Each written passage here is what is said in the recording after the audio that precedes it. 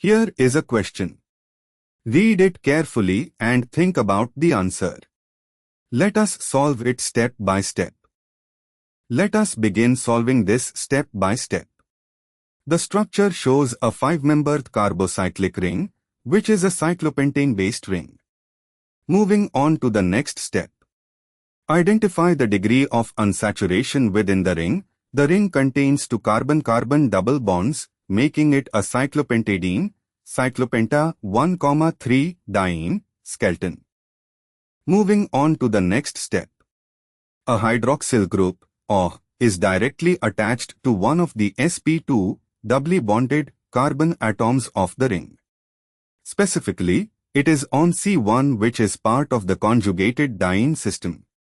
And for the final step, the parent chain is cyclopenta-1, 3-diene, a 5-membered ring with double bonds at positions 1 to 2 and 3 to 4.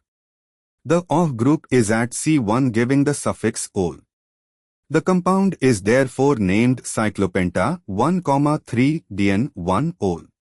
The OH is on a vinyl, sp2, carbon, making this an enol-type compound within a cyclic diene framework.